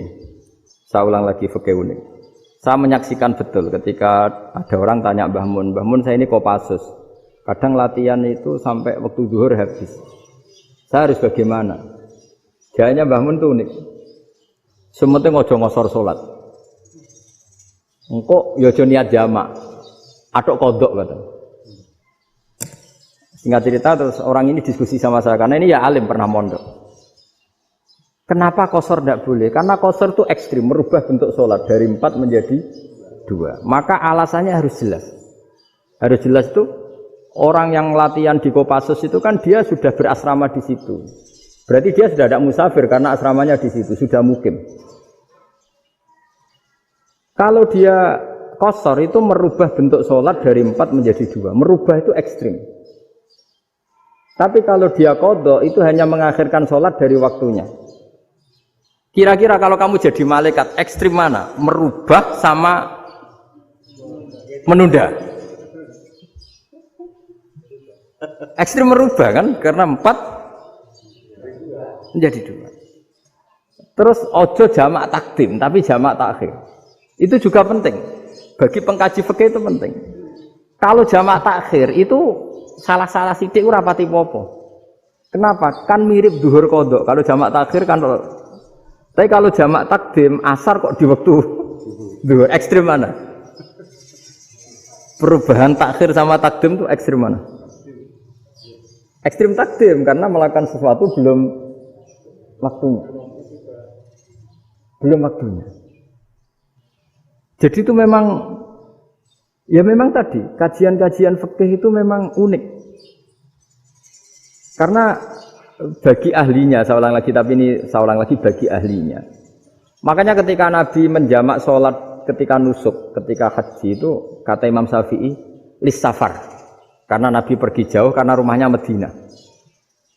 Tapi resikonya fatwa itu adalah orang Mekah nggak boleh jamak karena kawasannya nggak sampai 90 kilo lah kalau sekarang mungkin. Tapi kalau tahu Imam Malik nggak, jalin nusuk sehingga orang Mekah pun yang haji ya boleh jamak karena alasan jamaknya karena nusuk, karena haji bukan karena jarak. Terus diteruskan lagi. Kalau karena pergi boleh jamak, memangnya pergi itu kenapa? Karena repot. Nah itu masalah kan masakoh. Nah, terus mulai ada orang-orang yang ngawur kan resepsi jamak, ribet. Wes resepsi duit utangan kan capek. Wah itu sudah jamak. Ribet kan. Jadi kalau sudah illatul hukmi itu sudah mesti bikin masalah. Kalau sudah illatul hukmi itu pasti bikin masalah. Nah, pertanyaannya jamak itu masih gampang karena bentuknya sholat masih 4. Yang ekstrim kalau qashar karena bentuk sholat 4 menjadi 2. Maka kata Mbah Mun pesennya nak kue ra mesti benere jika alasan itu tidak mesti benarnya. Pokoknya sementing tidak qashar. Juga tidak jamak takdim karena qashar ini kan merubah bentuk sholat kan ekstrim. Jamak takdim juga ekstrim karena mendahulukan sholat sebelum waktunya. Kalau jamak takhir kan biasa, kalaupun salah kan mirip kodok. Ya mirip kodok biasa kan. Nah ini saya cerita, jadi fikih itu bagi ahlinya itu memang punya konsekuensi yang seperti itu. Makanya pertanyaannya misalnya bagaimana hukumnya penyembelihan lewat mesin? Ya, ribet kan? Bagaimana nyembelih dari apa ini? Belakang. Saya baca di kitab-kitab nyembelih dari belakang itu ya hukumnya tetap boleh asal apa itu hulkum dan mari itu terpotong. Tapi pertanyaannya, jangan-jangan ayamnya sudah kaget dulu karena uratnya ini. Makanya perlu ditanya ahli medis, setelah uratnya tercabut ini jangan-jangan sudah berstatus mati. Kan potensi ketika dipotong dari sini, potensi sudah berstatus mati. Makanya, nah kalau misalnya menyembelih dengan dibaca, langsung mati juga. itu tetap ada dokhtoh. Kalau dalam bahasa fikih dokhtoh. Dia terkaget, bek gitu. Ada dokhtoh karena nggak bisa bernafas terus mati. Berarti kelangsungannya bangkai. Jadi orang yang pengkaji fikih itu ya seperti itu. Memang itu yang ditekuni. Tapi kita sebagai orang awam ya tadi. Nak sing kecelakaan itu wedhus, ayam jago ngeman, tapi nak pitik cilik ikhlas.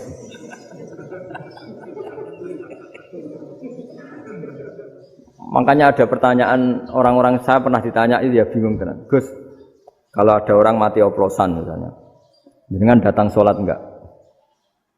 Ya datang sholat kan, dia orang mukmin, saya tetap sholat. Kenapa itu? Ya kan matinya oplosan. Tapi andaikan tokoh yang mati, kamu sholat enggak? Ya sholat kan dia tokoh. Jadi ribet. Fikih itu ribet. Makanya Imam Nawawi nanti ngendikan gini. Ada orang ngundang Nabi, ya Rasulullah, saya mohon nyolati ini. Nabi tanya, punya utang enggak? Punya. Nabi, saya enggak mau nyolati mayit yang punya utang.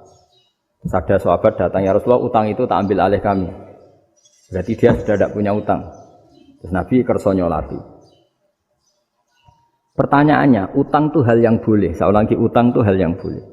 Tapi kenapa Nabi se-ekstrim itu?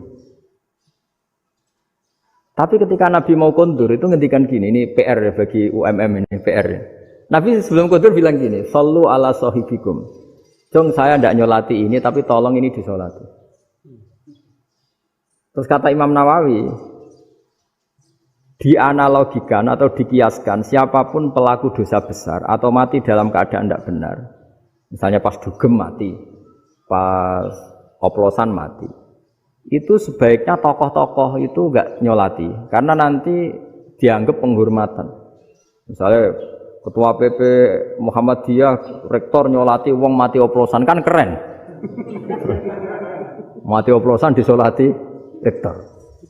Ya sudah, tapi kalau enggak disolati nanti ada tradisi yang keliru, yaitu janazatul muslim tidak ngalami disolati. Padahal siapapun yang muslim, janazahnya harus disolati. Makanya setengah-tengah ya rasa rektor lah, bu satpam, pokoknya kudu tetap ada yang sholat gitu. Itu kata Imam Nawawi. Jadi ketika ada orang mati nggak benar, itu sebaiknya tokoh-tokohnya nggak ikut nyolati, tapi awamun nas, orang kebanyakan ikut sholat. Jadi fikih itu agak jelimet karena tadi ketika tokoh ini nyolati, pertanyaannya bedanya apa mbek sing mati ning masjid mbek mati oplosan? Karena sama-sama semua orang nyolati, kan tidak ada sanksi sosial itu. Tapi ketika enggak disolatkan sama sekali, wah lebih parah lagi. Ini ada janazatul muslim tidak disolati. Sehingga kata Imam Nawawi, ini hebatnya Nabi tengah-tengah. Jadi Nabi kundur, dong saya tidak nyolati, tapi sallu ala sahibikum. Ya tapi ini kamu harus nyolati. Kata Imam Nawawi, orang yang mati bunuh diri, orang yang mati oplosan, orang mati secara enggak benar itu asal dia muslim tetap wajib disolati, karena sholat ini hakul muslim. Kan seorang muslim diantara haknya apa? Ketika mati dikafani, dimandikan, disolat. Tapi ini masalahnya matinya pas murtakibul kabiroh, pas melakukan dosa besar. Dan itu sebab kematiannya. Kalau dia oplosan, kan sebab matinya ya karena oplosan. Ya kan terus ribet. Mau disolati oleh, apalagi misalnya kita ketua ulama, udah terkenal wali, wah keren, mati oplosan itu disolati wali, kan ribet kan? Nanti yang repot malaikatnya. Itu ya, ini yang nggak kata bahaya. Saya pernah baca kitab itu yang repot malaikatnya. Itu ada yang bilang gini, orang yang punya hutang itu pasti nanti hisabnya berat, diaudit malaikat sampai bisa nyaur hutangnya. Sementara malaikat kena konstitusi, kalau Nabi mendoakan harus mustajab. Ini kan ada dua hukum yang berlawanan. Sekali Nabi berdoa, Allahumma ighfir lahu warhamhu, itu harus dituruti malaikat. Enggak boleh doanya Nabi enggak dituruti malaikat. Sementara aturan Islam juga harus dituruti, bahwa orang yang punya utang harus tersandra oleh utangnya. Tapi nak sing dunya Pak Haris kan, enggak tekno. Enggak ngefek gitu. Jadi misalnya Pak Haris donga sampai nangis Allahumma ighfir lahu, enggak ngefek. Malaikat enggak itu, enggak sudah lah. Sortir. Tapi kalau Nabi yang berdoa kan harus Dituruti, ini masalahnya kan itu. Nah kalau diturutin berarti hutangnya harus bebas. Padahal secara aturan harus tersandra karena punya hutang. Nah, nanti sama kalau yang mati oplosan ini yang doain wali, kok wali sampai Allah maghfirlahu. Doanya wali kan harus terkabul. Sementara secara hukum dia harus kena sanksi karena oplosan tadi. Daripada ngerepotno malaikat, sudahlah wali-wali ini tidak usah ikut nyolatin. Yang nyolati ya orang-orang nggak jelas ini, sehingga kan malaikat kan santai aja kalau mau nyiksa. Loh tapi kan sudah didoain, nggak ngefek. Karena doanya orang-orang nggak penting. Itu ada tuh di sarah Muslim itu. Di sarah Muslim di bab ketika Nabi ngintikan babu qauli Rasulullah sallallahu alaihi wasallam, "Shallu ala sahibikum." Jadi belajar fikih itu asik ya. Karena tadi harus dipelajari. Kalau enggak, ilmu ini hilang. Terus nanti takutnya lagi ilmu fikih itu direduksi sosial. Misalnya gini, pepe wong cilik wae kiai-kiai ra gelem nyolati. Orang melihatnya ini karena yang oplosan wong cilik melarat ra disolati. Jajal bupati ya disolati, mergo amplopnya gede-gede kan terus ruwet kalau dianalisis gitu kan ruwet. Makanya kenapa saya harus ngomong fikih supaya semuanya itu enggak didudukkan urusan sosial itu. Nah kalau semuanya didudukkan sosial kan sentimennya sentimen sosial. Ribet. Padahal yang sering mati oplosan itu kan ngomong cilik gitu loh, karena tadi. Kalau wong sugih kan pakai whisky yang mahal yang insya Allah tidak mati kan gitu.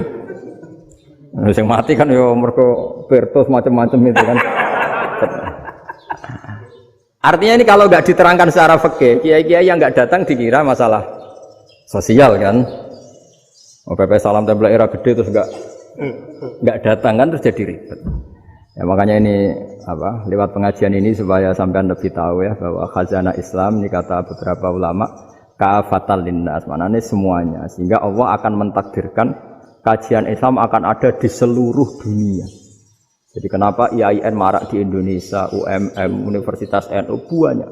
Karena agama ini kafatal linnas, tidak miliknya orang Arab tapi milik semua. Orang alimnya juga gitu. Ketika ada liga alim seluruh dunia, itu orang Indonesia, orang Afrika, ya selalu ada orang alim yang kelas dunia. Seperti dulu ada Imam Bukhari, itu as-sakhul kutub ba'da kitabillah. Kitab terbaik setelah Quran itu Bukhari. Padahal dikarang oleh orang Uzbek. Kata siapa? Islam As-Sobyan, ada orang Arab ngakui kalau kitab paling sahih itu Bukhari. Mekah Madinah pun mengakui kalau kitab paling sahih Bukhari. Padahal pengarangnya ada orang Arab. Orang mana? Uzbek. Imam Ghazali yang diakui seluruh dunia itu Atos itu ikut Persia. Juga bukan orang Arab. Sibawah ya orang Persia. Nah, ini yang belum ada orang Malang ini, tinggal PR. Ya, nyusul ya.